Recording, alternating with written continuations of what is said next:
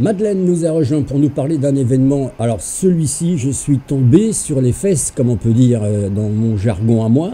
Festival des épouvantails. J'ai envie de dire, c'est la 4e édition, donc ça veut dire que c'est un événement qui rentre dans une certaine récurrence. Qu'est-ce qui fait que Madeleine, coordinatrice de l'association Larzac Repère, alors déjà 2 mots sur l'association peut-être. Oui. Et bonjour d'abord. Et puis, en effet, l'association, on l'a créée en 2021.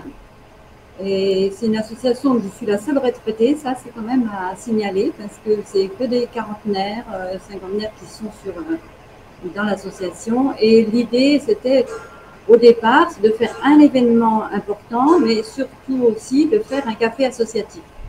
Donc, on est resté beaucoup sur l'événement et le café associatif. On a fait des petits événements en dehors, mais c'est vraiment ces 2 aspects-là qu'essaye de travailler, enfin, de mettre en place l'association Larzac Repère.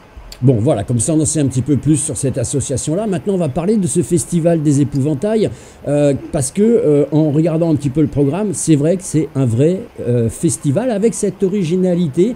Les épouvantails, alors pourquoi les épouvantails? Je crois que ça a été une idée comme ça qui est venue des habitants de la Blaquererie, de notre petit hameau. Voilà, une idée, on a trouvé ça original et créatif. Donc, et on a sollicité tous les habitants et c'est vrai qu'ils ont tous répondu présents et donc on a beaucoup d'épouvantails dans le village. C'est super, avec des idées extraordinaires. Animation, spectacle, concert, un festival familial pour très grands et tout petits. Alors est-ce que même les tout petits, ils n'ont pas peur de ces épouvantails qui vont défiler?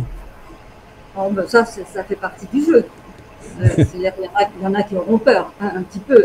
En particulier, il y a une espèce de berger loup-garou ou bête du Gévaudan avec ses moutons. Alors tout ça, ben voilà, ça peut faire un petit peu peur. Il y a des chiens de berger qui aboient après déjà. Donc, voilà. Ouais, non, mais c'est quelque chose à voir absolument. Ça va se passer où exactement? D'ailleurs, ça se trouve où la Couvertoirade?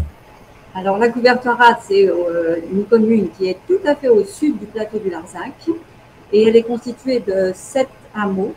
Et le festival se passe dans un des hameaux, le plus peuplé d'ailleurs, les hameaux de la Couvertoirade. La Couvertoirade, c'est une cité templière, hein, c'est une très belle cité. Donc, ça vaut le coup de venir à la fois pour le festival, à la fois pour la Couvertoirade. Alors, je l'ai dit, c'est tout un programme, bien sûr, qui attend tout le monde. Alors, on va pas faire défiler toute la programmation parce qu'elle est relativement énorme. Il y aura des animations, des spectacles, des concerts, expositions de figurines baroques, déambulations du public dans le village. Là aussi, je pense que c'est l'événement que tout le monde attend, ce défilé. On a toujours eu beaucoup de monde. Dès la première année, ça a été un vrai succès. Il y a un peu tout le territoire qui est un peu sollicité, même pour faire les épouvantails. Et le défilé, il est plus ou moins animé. Il y a eu une année d'une batucada extraordinaire qui a été vraiment un événement que tout le monde a apprécié. Là, cette année, c'est de la magie. Il y aura des déambulations avec de la musique, beaucoup de percussions, hein, et puis la magicienne qui déambule avec nous, qui s'arrête à certains endroits pour faire des petites scènes de magie. Et ça se termine avec la place de l'église, le goûter pour tous. Et oui, et puis alors il y aura aussi une scène ouverte, là aussi c'est original. Oui, une scène ouverte, il y a pas mal de musiciens sur le territoire, là, proche. Donc, on sera ravis d'accueillir tous les musiciens disponibles. Il est même conseillé de venir avec son instrument, si on a un instrument, alors je suppose peut-être pas électrique, mais un instrument à cordes ou à vent. Oui, ou même électrique, on penchera, hein. On a une scène, on penchera. Non, c'est vraiment, justement, ça c'est la surprise. Parce que, bien sûr, personne ne dit à l'avance qu'il va venir. Donc, mais j'ai déjà voilà, la certitude qu'il y aura du monde. Alors il y a des troupes, il va y avoir des troupes professionnelles, je vois, hein, dans la programmation quand même. Hein. Oui. C'est un choix. Oui, c'est un choix. Oui. On veut de la qualité quand même, enfin de la qualité professionnelle, c'est-à-dire des groupes qui envoient. Eh oui. Je peux dire des choses comme ça. Oh, excusez-moi, le téléphone sonne. Ça va faire du bruit. Alors, c'est pas grave, laissez sonner. Non, laissez sonner. C'est ça l'avantage de l'enregistrement en direct.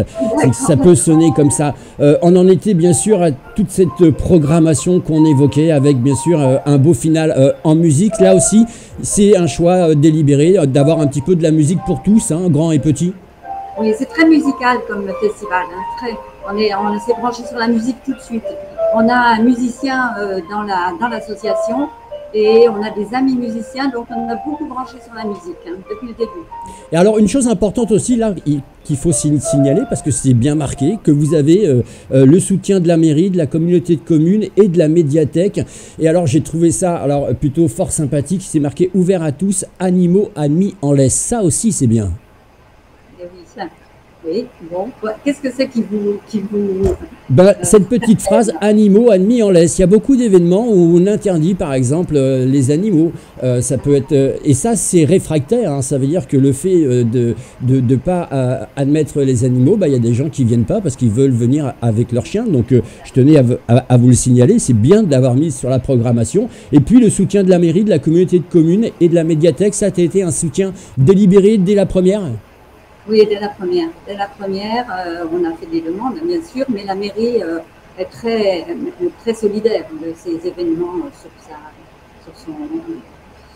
pour les administrer, quoi. Donc ça, la mairie nous aide beaucoup. La communauté de communes aussi. La médiathèque, on a un lien très fort aussi. Là, il y aura un stand médiathèque. Il n'y aura pas une participation personnelle, mais il y aura un stand de la médiathèque. Voilà. Toute une grosse programmation, on vous l'a dit. Alors si les gens ils veulent venir, bien sûr, ils vont se poser la question fatidique. C'est gratuit, c'est payant? Alors, comme on a été un petit peu obligé de faire un billet d'entrée, parce qu'on a demandé aussi une petite subvention au département. Et le département accepte si on fait un billet d'entrée. Donc le billet d'entrée, il est symbolique, il est à 2 €. Donc je ne pense pas que ce soit quelque chose qui a vraiment... on veut que ça soit accessible à tous, donc on le fait à 2 €. On en sait un petit peu plus. Je vous rappelle que c'est un événement à ne pas manquer par son originalité, Festival des Épouvantails. C'est la première fois qu'on en parle ici et ça me fait vraiment très plaisir. Animation, spectacle, concert, défilé, tout ce qui vous attend pour le 31. Là aussi, le choix de la date, il est voulu? Le choix, au départ, il est parti sur le festival, sur le week-end de la Pentecôte. Mais cette année, il y a un autre événement dans la commune, le jour de la Pentecôte. Donc, on a dû le reprogrammer là au 31. De toute façon, c'est toujours sur un grand week-end parce qu'on utilise le parking de l'école. Et il faut que l'école soit disponible, enfin que le parking soit disponible pendant 3 jours. Installation, festival et démonstration. C'est ce que j'allais dire, si les gens y viennent en voiture pour se garer, il n'y a pas de problème. Pas de problème, il y a un champ entier. Et alors, dernière petite question. L'année dernière, lorsqu'il y a eu ce Festival des Épouvantails, vous avez estimé à peu près combien de monde il y avait? Oui, il passe de 300 à 400 personnes. Disons autour de 350. Bon, de 300 à 400 personnes. Donc, si cette année on fait 1000 personnes, ça devrait être jouable, ça, quand même. Ça, ce serait vraiment un succès incroyable. Oui, ce serait jouable. Tout est jouable. Eh bien voilà, c'est à ça que ça sert HTV pour faire votre publicité pour cet événement. 1000 personnes les amis, on vous attend bien sûr tous là-bas. La cour Vertoirade, n'oubliez pas. Si les gens ils veulent venir, c'est quoi? Il y a une direction, il y a